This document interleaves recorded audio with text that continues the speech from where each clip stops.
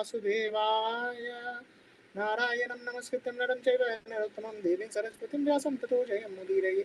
Nashtaprayeshu abhadreshu nityam bhagavata sevaya bhagavati uttama Bhaktir Bhavati Naishtihi Om Jnanatimirandasya Jnananjana Shalakaya Chakshurunmilitam Yena Tasmai Shri Gurave Namaha Sri Chaitanya Manobishtam Sthapitam Yena Bhutale Swayam Rupa Kadamayam Dadati Swapadantikam Namo Vishnu Padaya Krishna Prishtaya Bhutale Srimate Bhaktivedanta Swami Namaste Saraswati Devi Gauravani Pracharine Nirvishesha Shunyavadi Paschatya Deshatarine Namo Mahavadannaya Krishna Premo Pradayate Krishnaya Krishna Chaitanya Namne Gauratishe Namaha He Krishna Karuna Sindhu Deenabandhu Jagatpate Gopesha Gopika Kanta Radha Kanta Namastute Tapta Kanchana Gaurangi Shirade Vrindavaneshwari Vishwabhanustute Devi Pranamami Haripriye Nilacharan Vyasaya Nityaya Paramatmane Balabhadra Subhadrabhyam Jagannathaye Te Namaha Vanchakalpatarubhyascha Kripasindubhaiva च पतितानं पावनेभ्यो वैष्णवेभ्यो नमो नमः जय श्री कृष्ण चैतन्य प्रभु नित्यानंद श्री अद्वैत गदाधर श्रीवासदि श्री गौर भक्तवृंद हरे कृष्ण कृष्ण कृष्ण हरे हरे हरे राम राम राम हरे हरे मुखं करोति वाचालं पङ्गुं लङ्घयति यत्कृपातमं वन्दे श्रीगुरुदिनगायनं श्रीचैतन्येश्वरं परमानन्द माधवं नमो विश्वपादाय कृष्णपृष्ठाय भूतले श्रीमते भक्तिचारुस्वामिनामिने प्रभुपादगतप्रणमोक्षारुपदनो विष्णुपादाय कृष्णपृष्ठाय भूतले श्रीमते गुरुदिनस्वामिति नामिने हरे Krishna.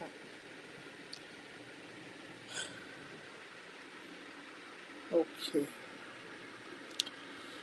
Did we read the verse? Or should I read the verse? You may read, Prabhuji. Okay, I will read. All right. Okay. So we'll not repeat today. Okay, Sadhu, because of shortage of time. Okay. स्निग्धस्मितावलोकेन वाचपीयूषकल्पया चरित्रेणानवाद्येन श्रीनिकेतनचात्मना. Word by word meaning: snigdha, gentle; smita avalokena, by a glance of a sweet smile; vachaha, by words; piyusha kalpaya, compared to nectar; charitrena, by character; anavadyena, without flaw; sri, fortune; niketana, residence; cha, and atmana, his transcendental body. Translation by His Divine Grace A.C. Bhaktivedanta Swami Prabhupada. He was there in his transcendental body, the residence of the goddess of fortune, with his unusual, gentle and sweetly smiling face, his nectarian words, and his flawless character. Purport by His Divine Grace A.C. Bhaktivedanta Swami Srila Prabhupada. Srila Prabhupada ki jai.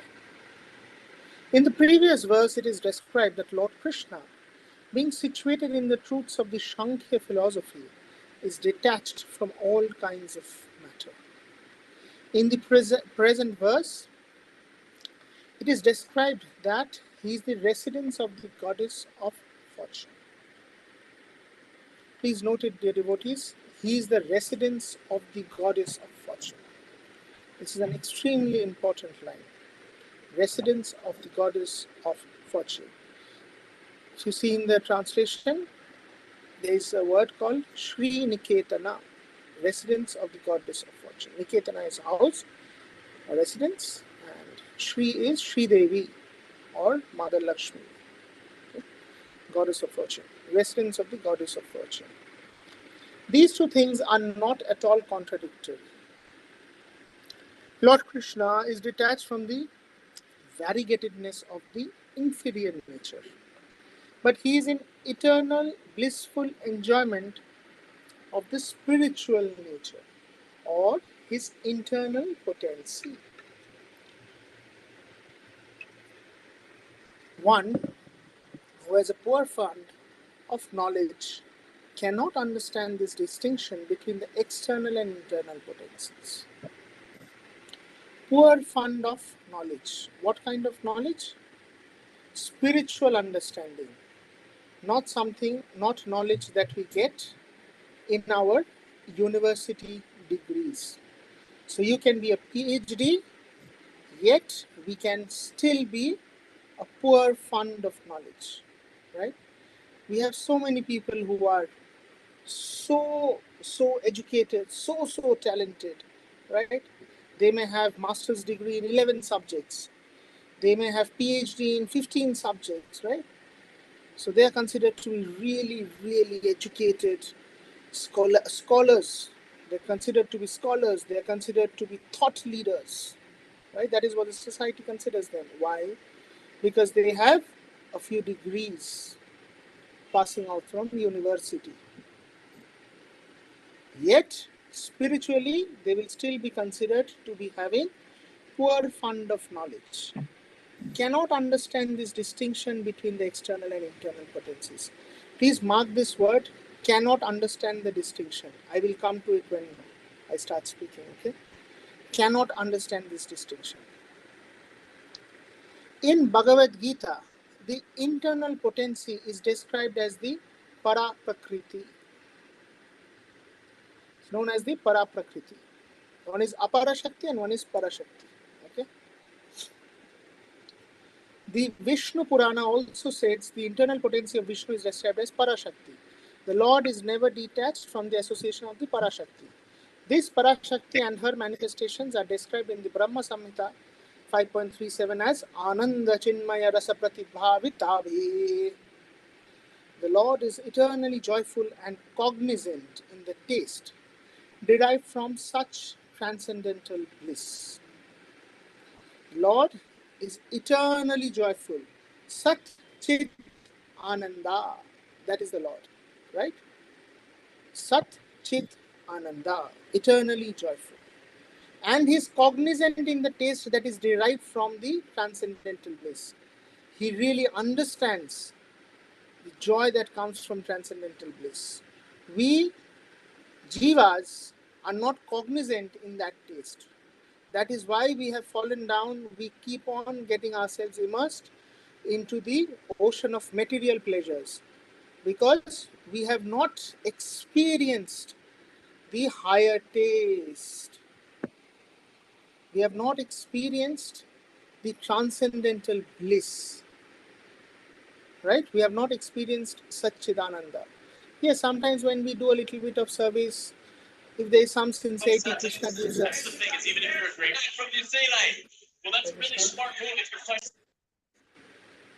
So sometimes when we are doing some service due to Krishna's mercy, due to Guru's mercy, sometimes little bit we get some little enjoyment, and we do experience that, but we only experience a fraction of that bliss, and we go all crazy with it. Otherwise, we are always trying to find happiness in the material world. We are trying to find happiness by breaking the 4 regulative principles, right? We are trying to find happiness by immersing ourselves into demigod worship and asking for more and more and more. Burida, Burida, Burida, give me more, give me more, give me more. There was a advertisement, I don't know, this was in the West if this advertisement was there. I think it was one of the multinational companies selling their cosmetics. They say, give me more, give me more. This was the kind of a jingle they would like, give me more, give me more. Right? So we are always thinking, give me more happiness. But we have not understood where that happiness, that taste is, where to search for it. Okay? We have some knowledge, but we don't have faith in the knowledge that we have. All of us who are here, most of us, or all of us, I think, are initiated. So we have Guru Maharaj's mercy. But I don't know about any of you, but at least for myself, I know that, yes, Guru Maharaj has given me mercy.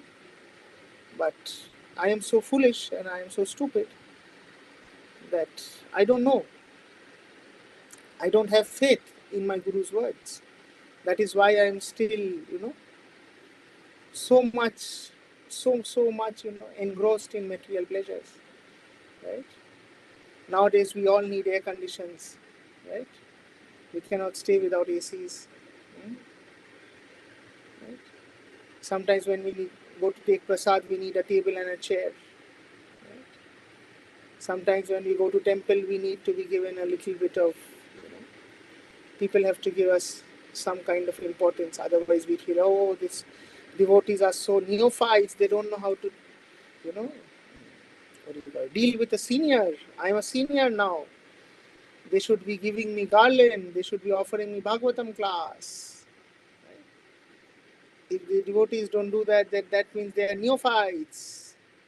They don't know. They are not trained. They are not yet trained in Krishna consciousness. I should be training them. Their teachers have failed to train them. But the reality is, I have failed my spiritual master by expecting such a thing.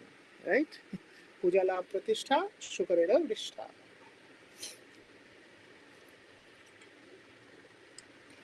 Negation of the variegatedness of the inferior energy does not necessitate negation of the positive transcendental bliss of the spiritual world. So, this is a very complicated statement. The statement says negation of the variegatedness of the inferior energy does not necessitate the negation of the positive transcendental bliss of the spiritual world. So, basically, it is saying that Krishna can be in the spiritual, in the material world, like Krishna came down in the last Dwapar Yuga. In the last Dwapar Yuga, Krishna himself came, right? So Krishna was born over here. Krishna grew up like a child, right? Krishna would get slapped right, left, center by his mother.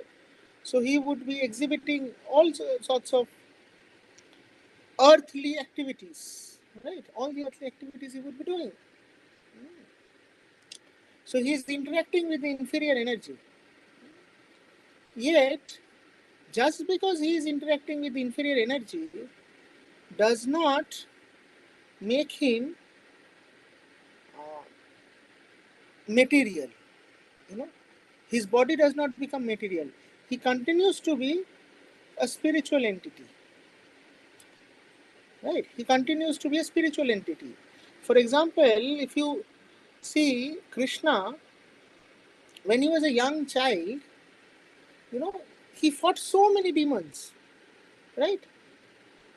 That young kid, 6 months, 1 year, 2 years, 5 years, he's fighting these big, big demons who have even defeated Indra. Powerful Indra, he has defeated. Right? So Krishna, you cannot compare him by the physicalness that you see. He shows to Mother Yashoda. Twice he shows. He opens his mouth and the whole universe is residing in his body. So his body apparently looks like, something that Mother Yashoda can tie, somebody can hurt. It seems like that because he is dabbling in material energy or the inferior energy. But yet he continues to be in 100% Satchidananda. He is completely spiritual. Just imagine the same kid who at the age of 2 years or 6 months or whatever, I don't remember right now. I mean, as a child, he was killing Putana and this Rakshasa and that Rakshasa and this demon and that demon. That same child, how did Krishna disappear from this material world? He was struck by an arrow on his heels. Right? He was struck by an arrow on his heels. Can you imagine? Same Krishna. Same Krishna who held up the Govardhan on the little finger of his left hand. He is struck by an arrow on his heel. Not his heel, his leg, whatever. And he disappears. Right? So naturally, we see that he is bleeding to death. Krishna is bleeding to death. So apparently when somebody hears this, he will say, oh, he's just Like you and me, he just had a body. Very good. But at the same time, this is the same Krishna continues to be into transcendental bliss of the spiritual world because his whole body is actually spiritual. That arrow cannot actually touch him or scratch him also. In Mahabharata, when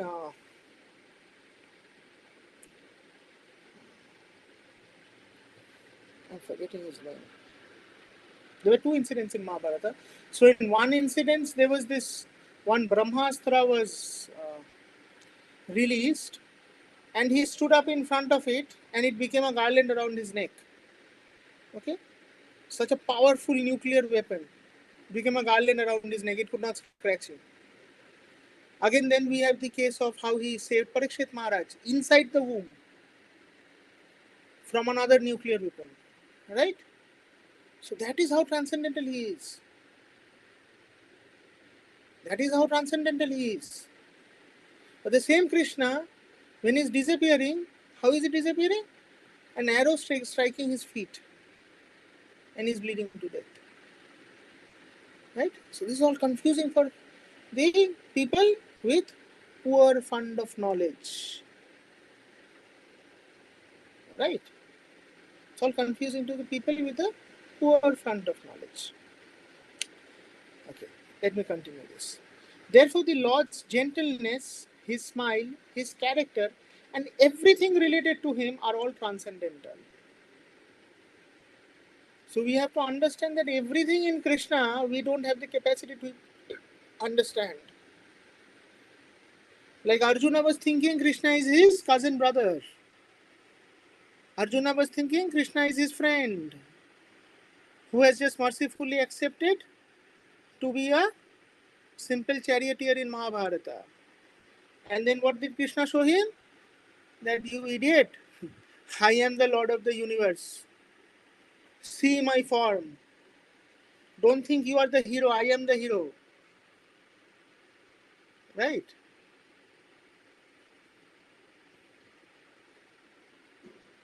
Who fought the Mahabharata, that Kurukshetra youth? Who fought the Kurukshetra war? It was Krishna on one side and the whole Kauravas on the other side. Right? It was Krishna on this side and the whole Kauravas on the other side. And everybody who was fighting on the side of the Pandavas, it was actually Krishna fighting through them. They only got the pleasure of thinking that they are the ahamkaras. They are the kartas. Karta aham iti mannate. They only got the pleasure of thinking that they are the kartas. They were not the kartas. The supreme karta was Krishna. Right? His being a charioteer, what does it mean? That he is the one who is actually guiding. He is the one who is actually guiding. If Krishna was not there, what will happen? If Krishna was not there, if Krishna said, no, I will not take side of the Pandavas, what will happen? Pandavas will not win. Why? Because Krishna decided not to be a part of the war. If Krishna in this case wanted to be a part of the war and help the Pandavas, hence the Pandavas were victorious. So everything about Krishna is transcendental. His gentleness, his smile, his character, everything related to him is transcendental. There is nothing material, nothing that we can understand with our material cognizance or our poor fund of knowledge, as Prabhupada says. Such manifestations of the internal potency are the reality, of which the material shadow is only a temporary representation from which everyone with proper knowledge must be detached. So as a devotee of Krishna, it doesn't matter to us whether how Krishna went fighting with whom, how Krishna killed somebody. It doesn't matter if Krishna tore somebody from right to left or left to right. Sometimes people who are extreme logicians, they will start discussing what? Oh, when Krishna was fighting such and such Asura, so if he held his right hand over his head, then instead of breaking the hand, how did the hand detach from the body? This kind of stupid logic people talk about. We must not involve ourselves into such kind of discussions. Discussing such things about Krishna is only showing us our stupidity. It only shows us our stupidity. So what are the kinds of things we should be talking about in Krishna?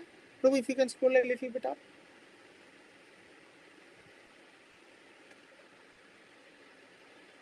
Can you scroll a little bit up, Prabhu?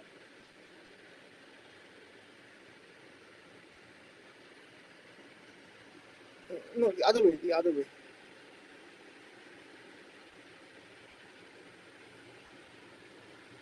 Yes. So it says, one who has a poor fund of knowledge cannot understand the distinction between external and internal potencies. Poor fund of knowledge. So I asked you to mark this. Poor fund of knowledge cannot understand the distinctions. Why did I say this? So for that, I will open Chaitanya Charitamrita Madhya Leela chapter number 9. Can you open Chaitanya Charitamrita Madhya Leela chapter number 9?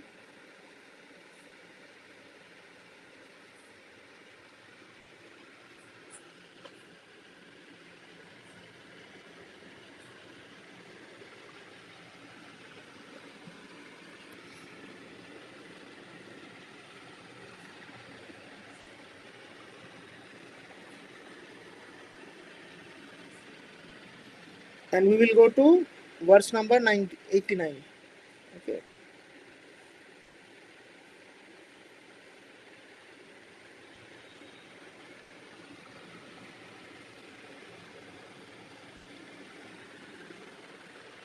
Oh, did you say Adhika or Madhya Leela?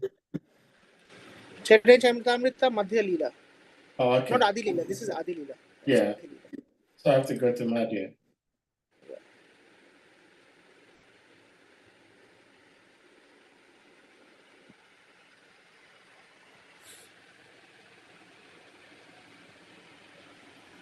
Okay. We go to verse number 90. 990. 90. Okay.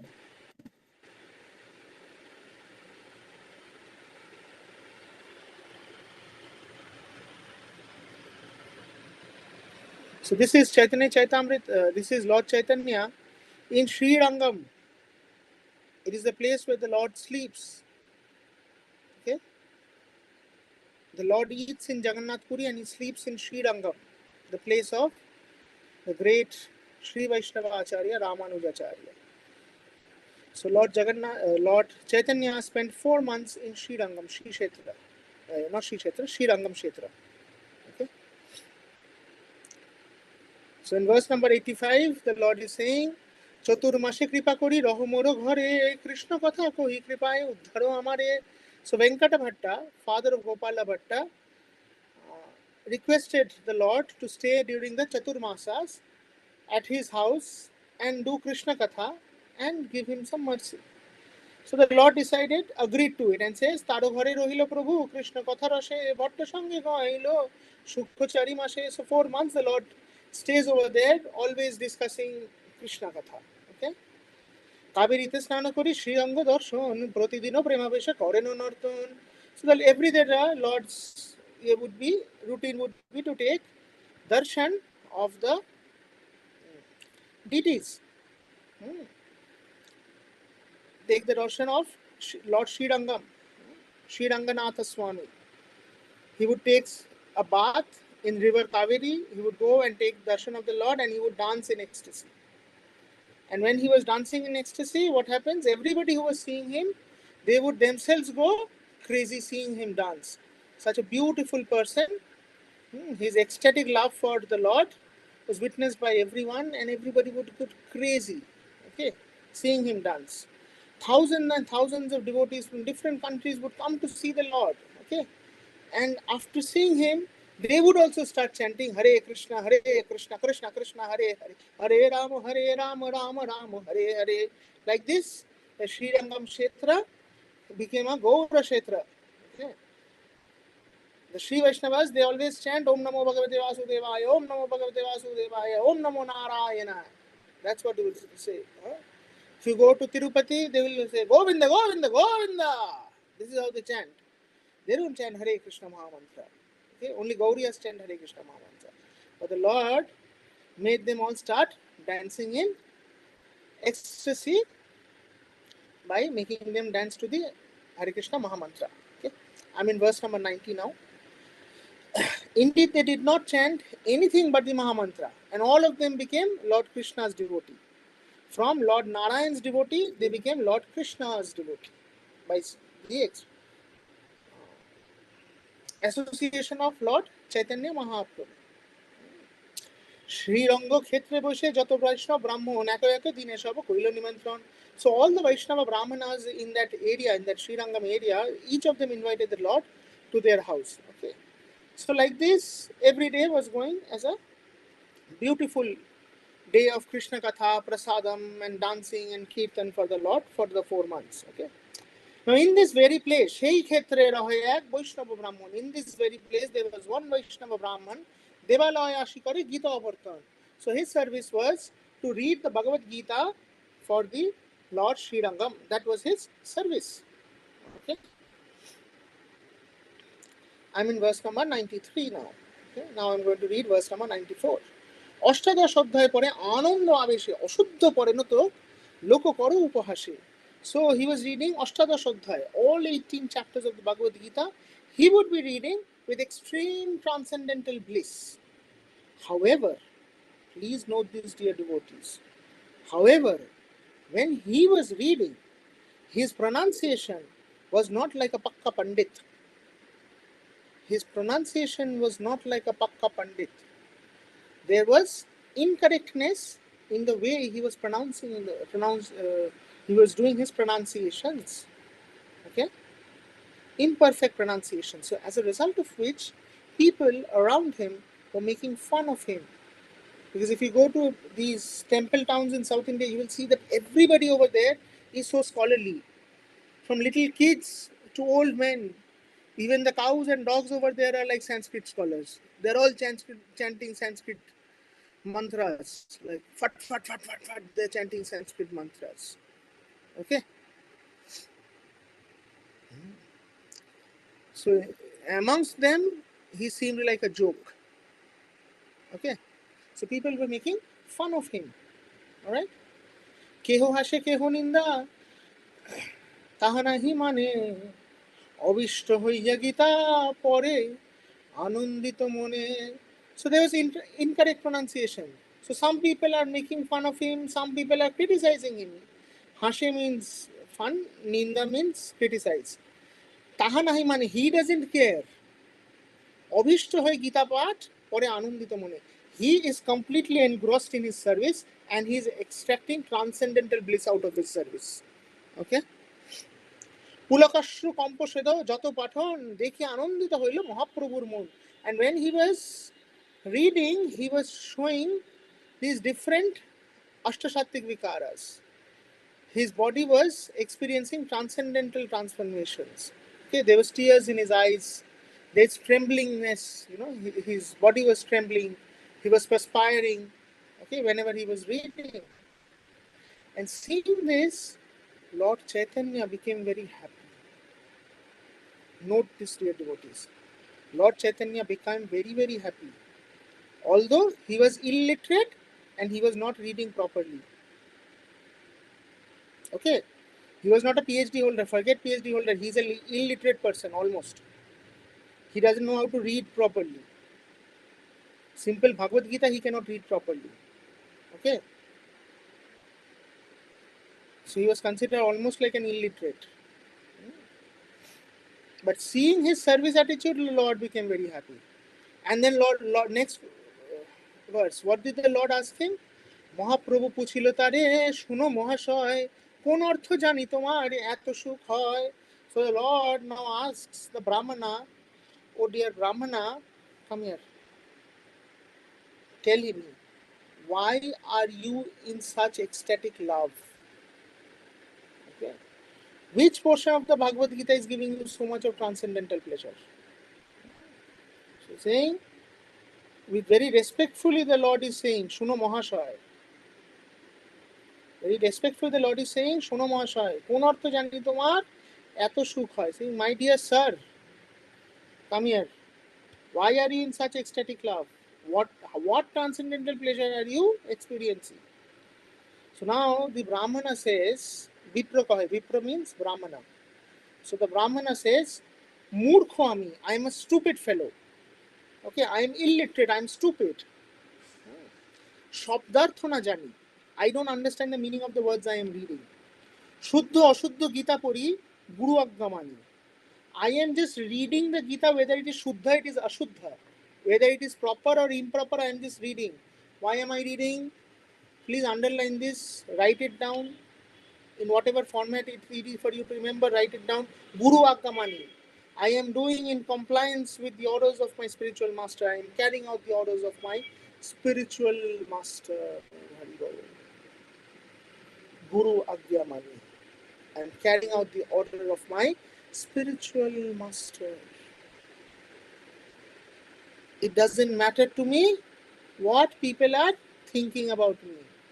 I am only, serving my Guru Maharaj. Okay. He is not serving the deities. He is not serving himself. Sometimes we feel scared to sit on Vyasasana and give a class. We are thinking, oh, what will these people think about me? Oh, if I cannot chant properly, people will make fun of me. They will not consider, right? I mean, we will not consider that, we are being given the opportunity to serve the Lord and the Vaishnavas. It is my Guru Maharaj's Adesh. It is my Guru Maharaj's order. We are so concerned about ourselves. But he was not like that. And the next verse he says, Arjunero Rathe Krishna, hoy Rajjudhar, বসিয়াছে হাতে তত্র শ্যামল সুন্দর. So if you see the first page of the Bhagavad Gita, to see the image of Bhagavad Gita, you see this image, Bhagavad Gita, I don't know if it's showing like this properly. You can make out, right? There is this Arjuna and Krishna, right? So in that Krishna, what is there?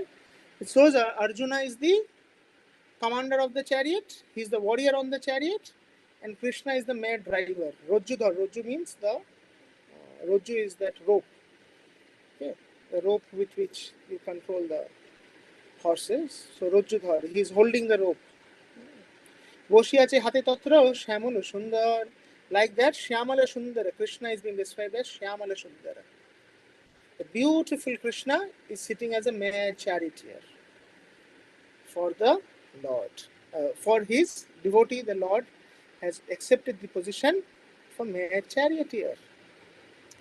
অর্জুনেরও কহিতেছে হিত উপদেশ, তারে দেখি হয় মোর আনন্দ আবেশ. Seeing the fact that sitting like a charioteer, like a guide, he is giving Hita Upadesha. Hita Upadesha is Gita Upadesha.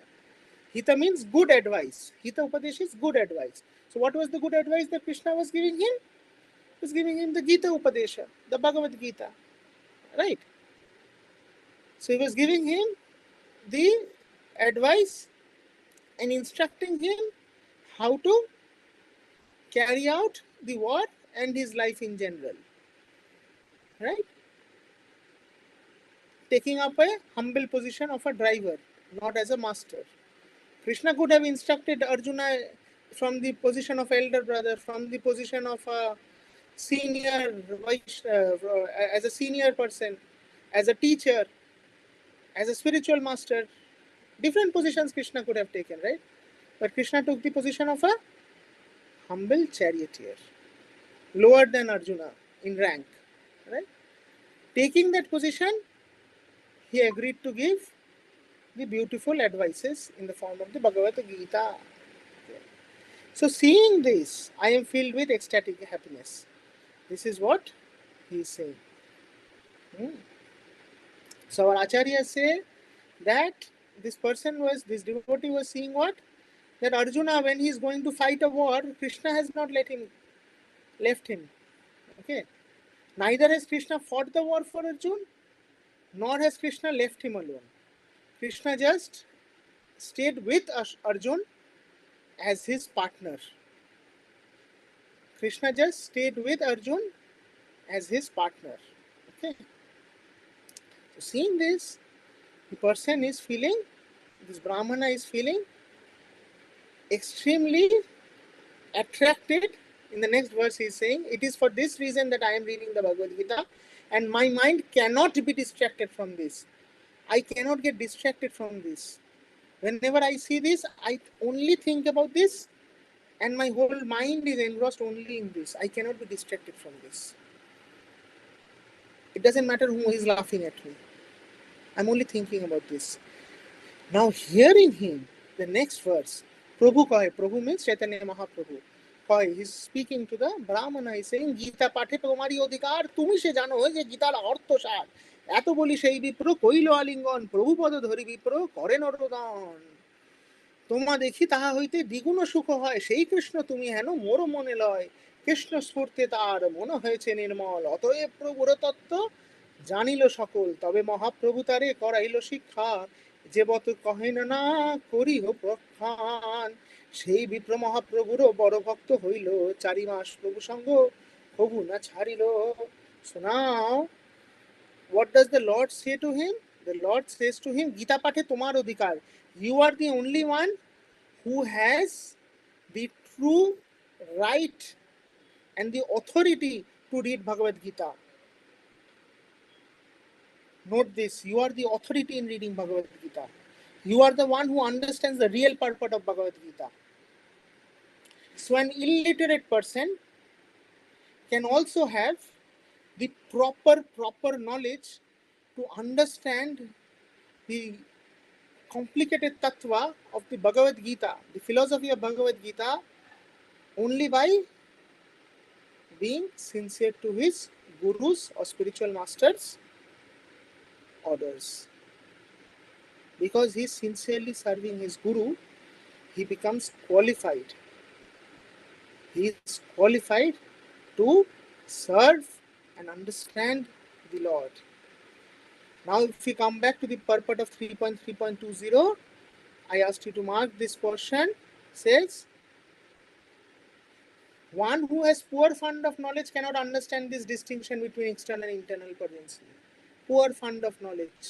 You see, fund of knowledge has got nothing to do with our material education. We can have multiple PhDs, yet we will still be poor enough not to be able to comprehend the greatness of our Lord. It is only somebody who is sincerely serving his Guru Maharaj, by the blessings of the Guru Maharaj, in some mysterious way, Krishna himself will come and give us the mercy to understand the complicatedness of his experience, of his Leela, of his potencies. You know, there is this question that somebody asked me one day, that, Prabhu, do we really need to understand, is it very easy to be a devotee of the Lord or is it very difficult to be a devotee of the Lord? Do we need a lot of erudition to be a devotee of the Lord? And the answer is yes and no. You have to be extremely educated, highly intellectual. At the same time, you can be absolutely illiterate and yet be an intellectual. Why? Just like this illiterate Brahmana. Apparently you are illiterate. Okay, apparently he is illiterate. But Krishna himself is coming and telling him that you are the authority of Bhagavad Gita. Can you understand what a big thing it is? Krishna, who is the author of Bhagavad Gita, so to say, because he spoke Bhagavad Gita, right? He is the author of Bhagavad Gita, right? The author of Bhagavad Gita is coming and saying only you have the capacity of speaking Bhagavad Gita, nobody else. Right? So the fact that he is illiterate doesn't matter. He is the topmost intellectual, the topmost scholar and authority on Bhagavad Gita. Right? At the same time, somebody with thousands of PhD, if he doesn't understand Krishna, he is worse than an illiterate monkey. Right? Prabhupada made a joke, right? Somebody was speaking about Darwin's theory, and Prabhupada said, your forefathers may be monkey, my forefathers were not monkeys. Right? So the most literate, educated person is as good as a monkey dancing in the zoo behind bananas. Right? So dear devotees, when I was reading this verse, this was something that came into my mind, because yes, Krishna consciousness is so difficult, so complicated. There are so many thousands of books. To understand everything, put in our mind, it's not capable for all of us. It is not possible for all of us. Only BBT books only we cannot finish reading. Now after we finish reading BBT books, then there are other books by other associated publishers who are connected to ISKCON but not BBT. Right? Then there are Gaudiya Math publications. Then there are books by Bhakti Vinod Thakur. Then there are books by Vishwanath Chakravarti Thakur. Then there are books by other Acharyas. Then there are books by Goswamis. Right? Only in Gaudiya Vaishnavism. Then if you want to go a little step ahead, then there are larger books by other Vaishnavas in other Sampradayas, which are still bona fide Sampradayas. Right? So there are thousands and thousands. Is it possible for us to put in our mind? It is not possible for us to put in our mind. Very simply put, it is not possible for us to put in our mind. Right? And even if somebody is able to put everything in his mind, he will still not be a devotee if he does not serve his Guru Maharaj properly. If he is not sincere and humble in his sadhana, and is not completely surrendered to his Guru Maharaj, not to Krishna. This is something that we should note. Our surrender should be complete surrender to our Guru Maharaj and not to Krishna. Whatever Guru Maharaj says, end all be all. The buck stops at my Guru Maharaj. Okay. Now, of course, from an ISKCON perspective, there can be different discussions around this. Okay. Now is the right time to get into these discussions, because we are experiencing something in the ISKCON world suddenly now. But I mean, keeping aside those material problems, spiritually, the buck stops at my Guru Maharaj and the sincerity of my service to my Guru Maharaj. Okay? Because Gurudev is a tattva, it is a philosophy himself. Okay? Gurudev is not a person. Our person Gurudev is a personification of the Guru Tattva. Okay? So as long as somebody in his blood and flesh is representative of that philosophy perfectly, he continues to be our Gurudev. When he stops representing that philosophy, he is no more our Gurudev. Just like in a team, in a sports team, as long as somebody is a part of the team and playing for the country, okay, as the captain of the country, he continues to be the captain of the team. When he retires, he is an emeritus player who is advised, who is respected. Okay, but he is not represented. He is not the official representative of the country anymore, right? So similarly, over here also, it is his representative of the tattva, of the philosophy. So this is how we should always know this. Okay? Hare Krishna. Thank you very much, dear devotees, for tolerating me for 45 minutes. I'm sorry, due to my internet, I could not connect with you, but I hope I've been able to serve you a little bit and share a little bit of whatever I was thinking in my mind. And I will open myself up to questions because I know you ask wonderful questions and I love interacting with all of you. So, Hare Krishna, please. Hare Krishna. Thank you so much, His Grace ARADHYA Bhagavan Prabhu.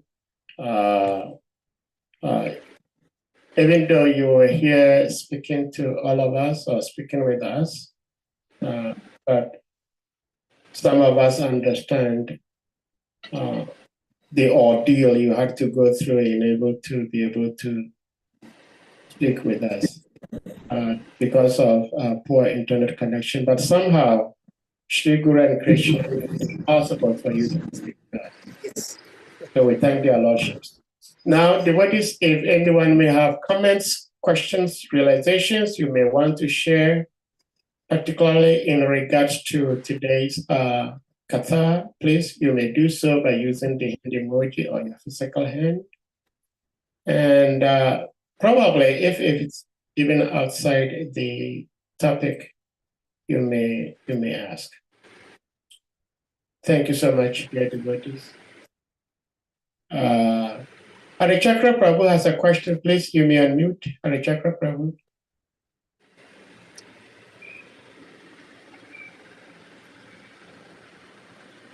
So, Pandava Pranam, all glories to you, Hare all Krishna. glories to Prabhupada.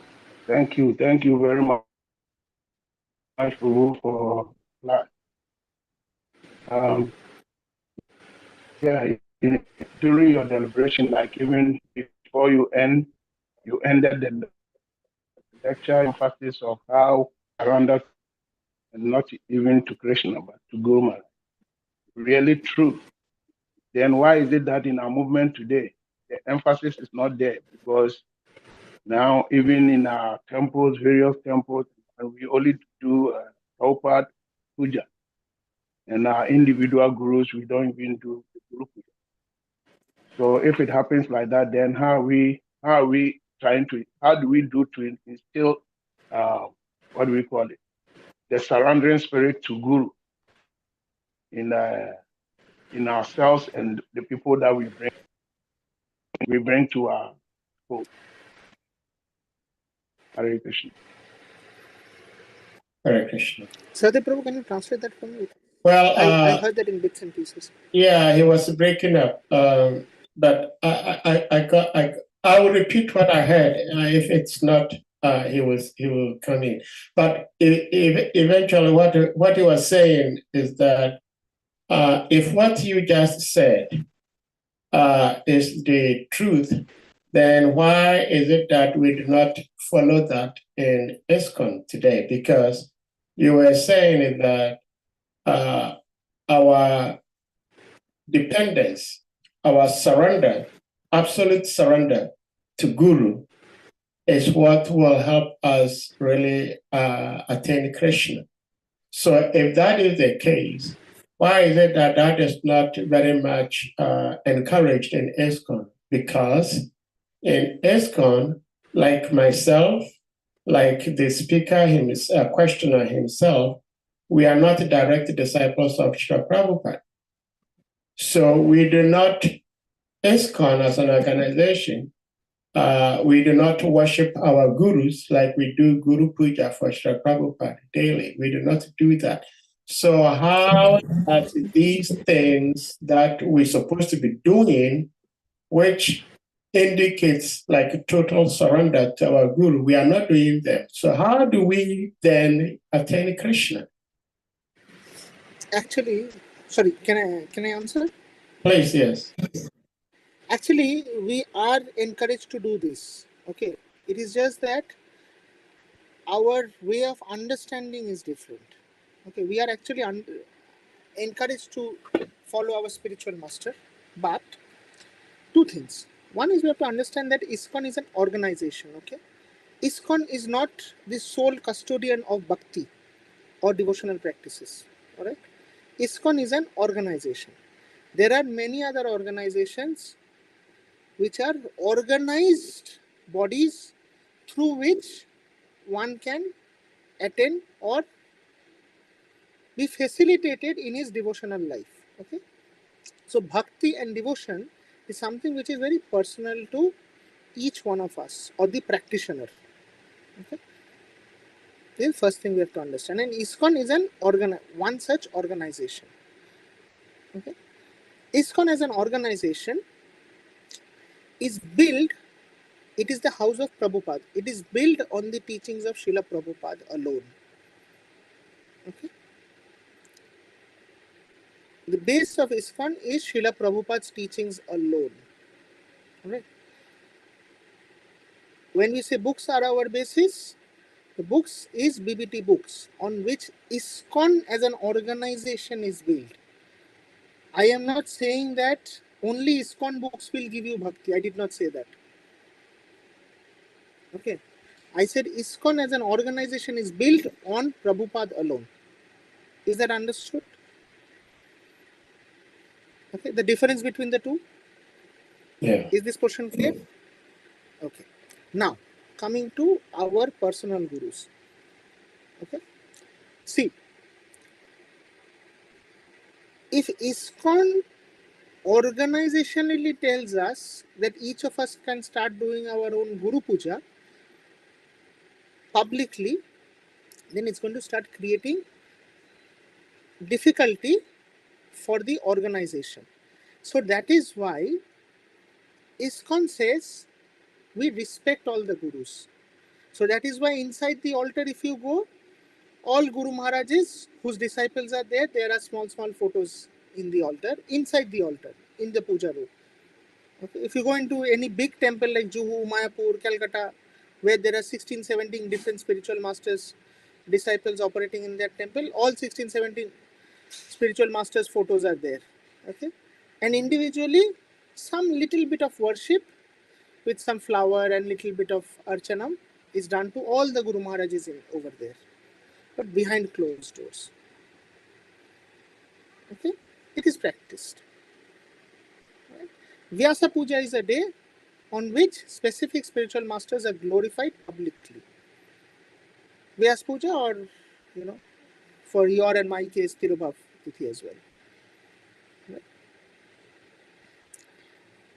And then we have the Guru Puja day. The Guru Purnima day, the day of the Guru Purnima, right? When spiritual masters are glorified. So ISKCON as an organization has provisions for it, but ISKCON is primarily based on Srila Prabhupada's teaching. So primarily, in front, publicly, it is Prabhupada who is put in the center. Okay. So if you say that why Guru Maharaj is being sidelined, no, Guru Maharaj is not being sidelined. The organization is being sustainably put into place. Organization practices are sustainably put into place. Okay. Now, why am I saying Guru Maharajas are not being sidelined? Well, if I take the politics of ISKCON outside of it, okay, I mean, I'm not talking as a manager. So we keep the politics outside. Okay. From a spiritual perspective, see, all gurus of ISKCON who are considered bona fide gurus by the GBC, okay, bona fide spiritual masters of the GBC, any ISKCON devotee in the world is allowed to be a part of any guru's entourage, take teachings from any of the gurus, can take initiation from any of the gurus in the world, right? So organizationally, that facilitation is there. Organizationally, facilitation is there. Right? All books of all spiritual masters who are considered bona fide in ISKCON is available in all bookstores. Yes, of course. I mean, all bookstores have a capacity in terms of the funds, in terms of place, access, reach. So maybe not all books are always available in all stores, but the opportunity is there. Okay. So if tomorrow Sahadev Prabhu comes with a book by Bhakti Tirtha Maharaj, brings one pack to Calcutta, Calcutta Temple will not say, I will not take your book pack, right? Calcutta Temple might say, see, for my business, I need these conditions. That's all they will say. Right? But Calcutta Temple will not say that I will not take your book. Only Jayapataka Maharaj books will be sold in my temple. That will not happen. Right? It is never going to happen. If some temples somewhere are doing that, then it is local politics, and when it is brought in front of the management, it is adequately dealt with. When management decides not to deal with it, if the management is lax, then there are issues which comes up later and it is eventually dealt with. See, the greatness of our movement is not in the faults. The greatness of our movement is in the fact that our movement can identify its faults, make amends, and move on. That is the greatness of our movement. There is nothing wrong in the faults that our movements have made, or is still making, or will continue to make. The greatness lies in the fact that all of us can come together and acknowledge the fact that yes, it was wrong. Let us make changes. Let us grow progressively, make amends, apologize, whatever. Make a positive change and move on so that we survive for 10,000 years for the pleasure of Srila Prabhupada. This is important, for the pleasure of Srila Prabhupada. So by our surrenderance to Srila Prabhupada and our unity in taking Srila Prabhupada's mission ahead, we are showing our worship or our surrenderance to our respective Guru Maharajas.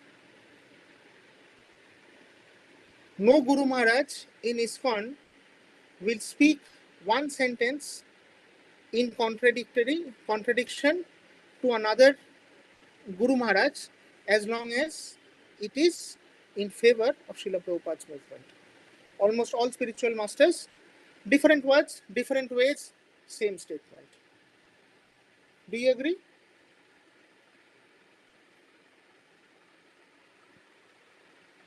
So that is my answer. I hope I have been able to answer your question.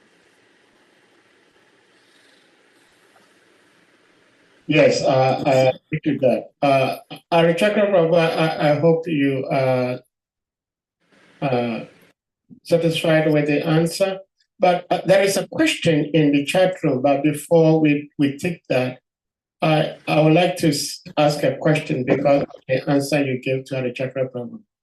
Except Arichakra Prabhu has something to say in regards to the answer you gave. Well, the question I have, ARADHYA BHAGAVAN Prabhu, is that I 101% agree with you that ISKCON as an organization is based on the teachings and the principles given us by Jagat Guru Param Guru Srila Prabhupada. So with that, my question is, why would anybody want to engage in any sort of deity worship other than what Prabhupada gave us, deity worship? Okay. If some devotees, it could be any ordinary devotee like my crazy self, or it could be a very advanced devotee, or somebody refers to or considers to be a pure devotee, say and actually encourage people to engage in deity worship different from what Srila Prabhupada gave us. If ISKCON is based on the teachings and the principles of Srila Prabhupada, except Srila Prabhupada said somewhere that we can do higher, further deity worship more than what I have given you. I mean, what Srila Prabhupada is saying that what I have given you was insufficient.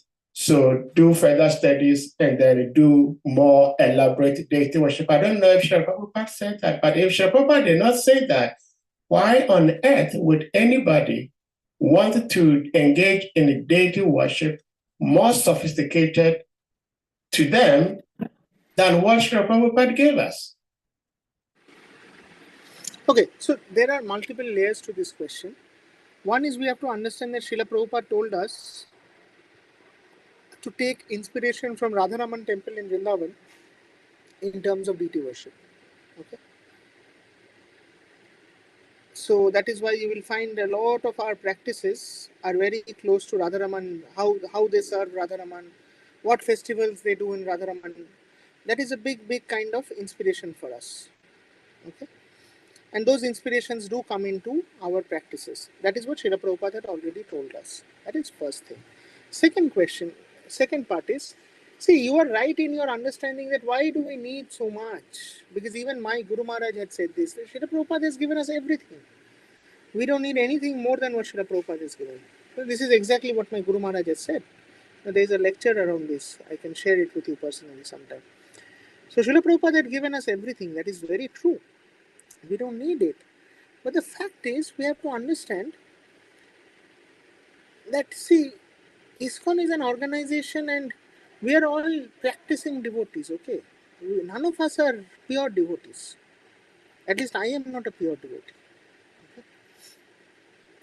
Most of us are not pure devotees. Okay? So we are practicing devotees. Some of us are in Kanishtha stage, okay? Neophyte devotees, thinking of ourselves as advanced devotees. Okay? Some of us are neophytes thinking of ourselves as advanced devotees. Some of us are Madhyamas thinking of ourselves as pure devotees. So, none of us are into pure devotional service. If we were in pure devotional service, then we would not need ISKCON. We would all be going to Vrindavan and staying by ourselves, and we would be Bhajananandi, like Gaur Kishore Das Babaji Maharaj, doing our own bhajan. Right? So, we are not pure devotees. So, if we are not pure devotees, we need to engage ourselves into different activities which are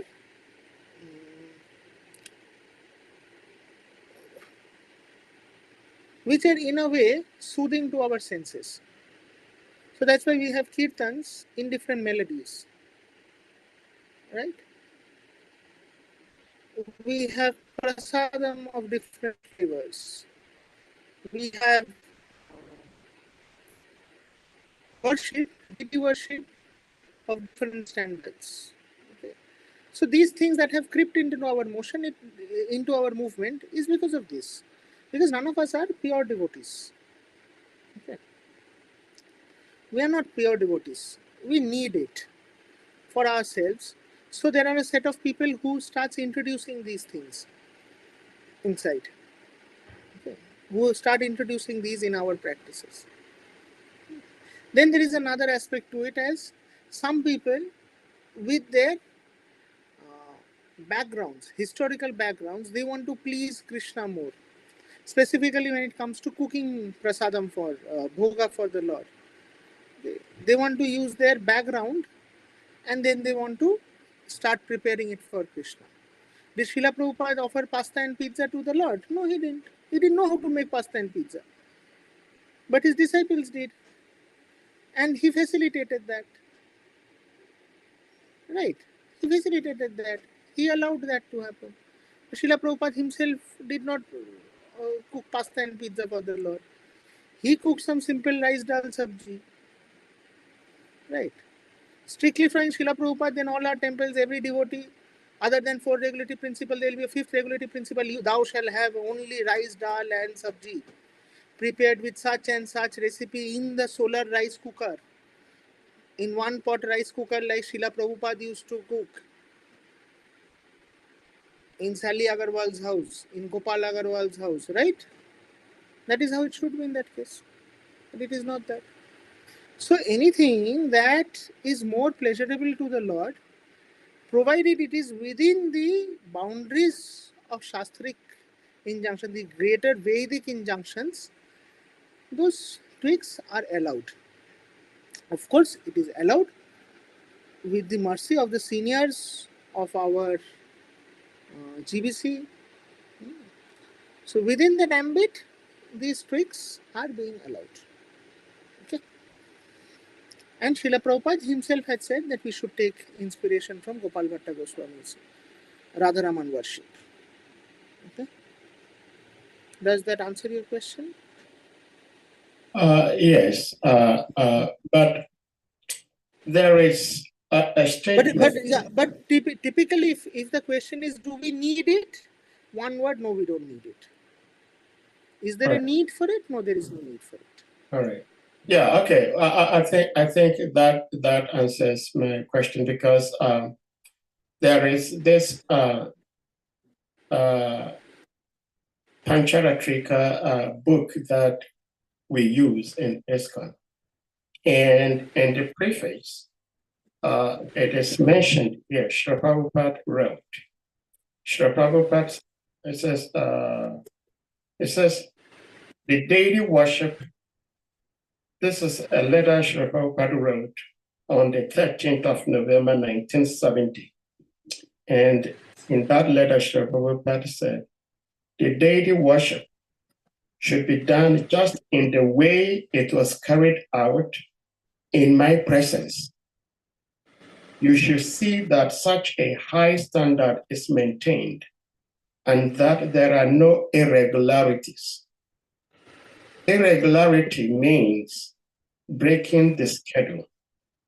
This is a letter from Srila Prabhupada. And again, Srila Prabhupada said, the greatest danger to our movement will come when we manufacture and create our own process for worshiping the deities.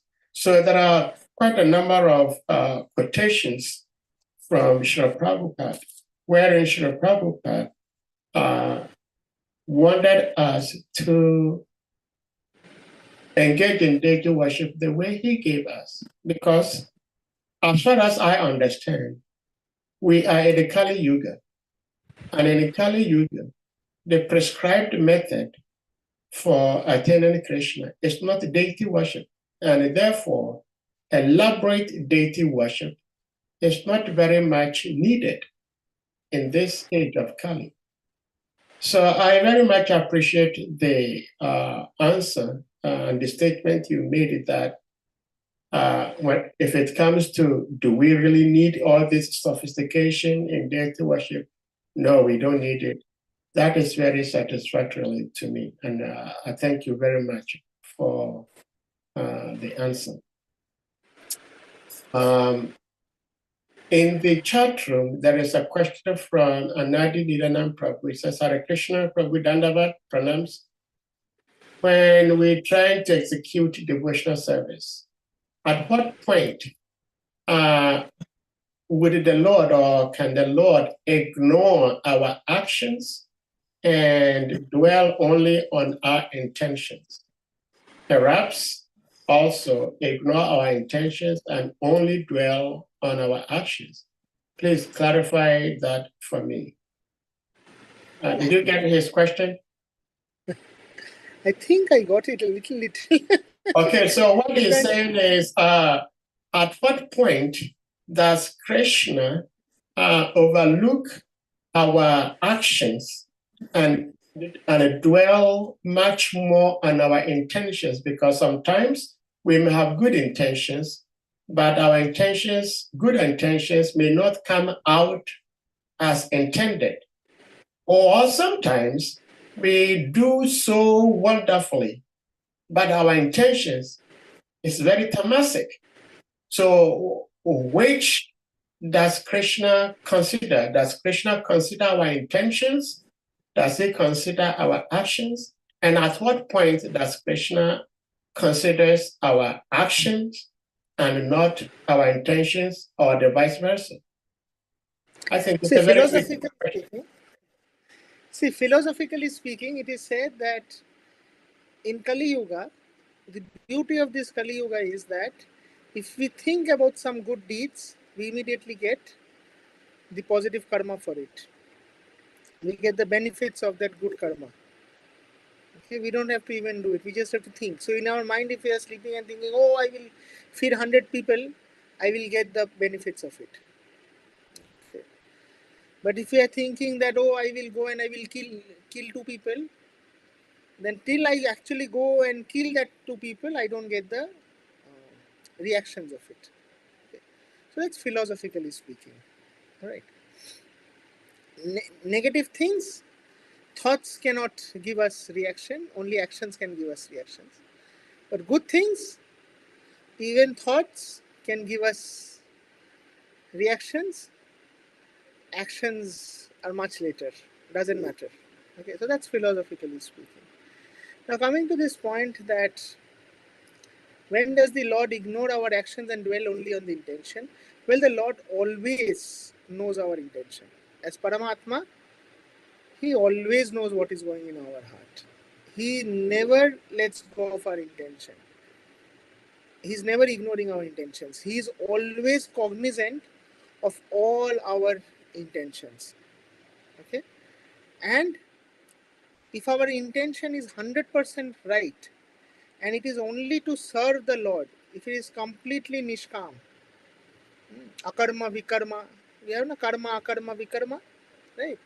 So if it is completely akarma, it is our intention that decides whether it is akarma or it is vikarma or it is karma, right? It's only our intentions that will decide it. When you are murdering somebody, it is only our intentions that will decide whether that murder is akarma, vikarma or karma, right? So when we are killing for the nation as a soldier, it is karma, right? When we are killing for our personal benefits, okay, if you want to steal somebody, rob somebody and kill, it's vikarma. And when we are killing on the Lord's order, it is akarma, right? So it is completely on our intention. The Lord knows our intentions, all right? So the Lord never ignores our intentions. At no point He ignores our intention. Now there is another case. Some people, some devotees, okay, tilak and kanthi and everything is there. He wants to become a temple president. He plays his whole range of politics. He has his donors, he has his congregation, he's a big powerful preacher. He has his way of doing his politics. He controls the whole congregation. He plays mind games with his leaders. He plays his politics with his compatriots. He pulls the right strings in the GBC or the zonal secretary and the national council, and he becomes a temple president. And then Krishna will play a practical joke and make 3 more co-presidents with him in the same board.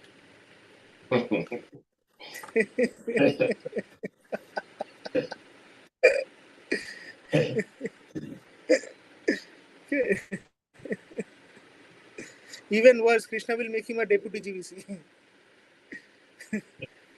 You cannot be a temple president, you cannot be a GBC.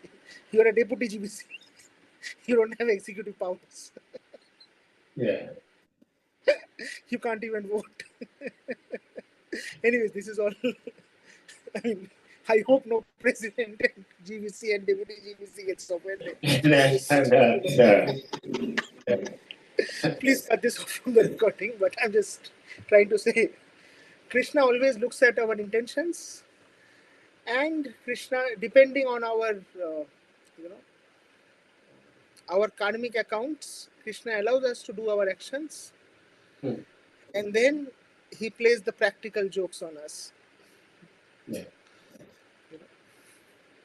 Well, thank you so much, Prabhuji. In answering this, I think a very, very important question, and I appreciated the answer. Krishna looks at the intentions. That because we are in this age of Kali, when we even think of positive things, we get benefits from it. When we think of negative things, we don't suffer from it until we do it. Now, some people say, when I say people, I mean devotees. Some devotees say that when me sitting here, Sahadev, when I offend a devotee, me and my generations after me, they all suffer. And one reason or example they give is that Shri Krishna says that if one becomes his dearest devotees. He frees generations before him and generations after him. So the opposite is equally true, which I think is not true. Because if someone is very kind person, then because Mr. A did something good for me and I appreciated it, I will extend that appreciation to his children. If someone is evil, if someone did something bad to him, then he's going to extend that antagonism to his family. But Krishna is, who can be sweeter than Krishna? So why would Krishna punish someone else who did nothing wrong? So I just want to see if you may help clarify this, please.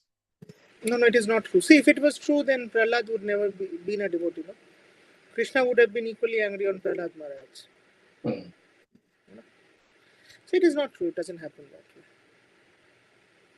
Well, it doesn't happen. Well, thank you so much. I'm happy that my belief has been.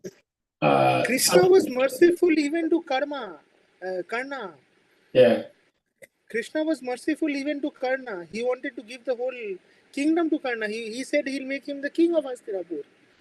Karna rejected Krishna. And everybody will say that, oh, Karna is such a noble man. He did this, he did that. He's such a donkey. He rejected Krishna on his face.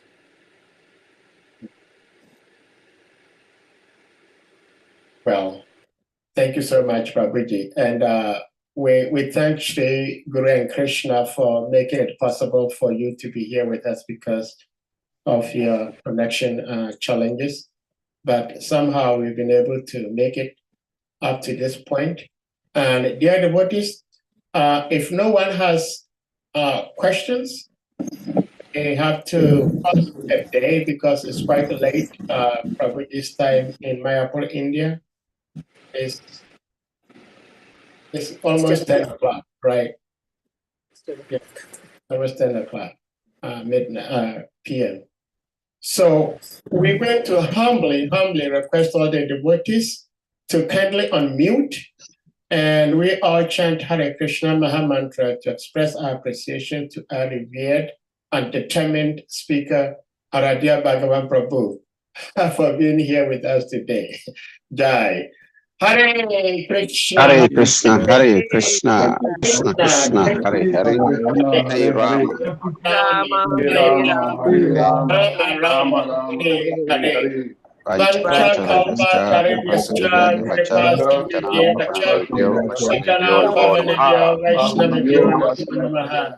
Ananta Koti Vaishnava Vrinda ki jai. Jai. His Grace ARADHYA Bhagavan Prabhu ki jai. Jai. All glories to His Holiness Bhakti Charishri Maharaj ki jai. Jai. Jai. Jai. Hare Krishna. Hare Krishna.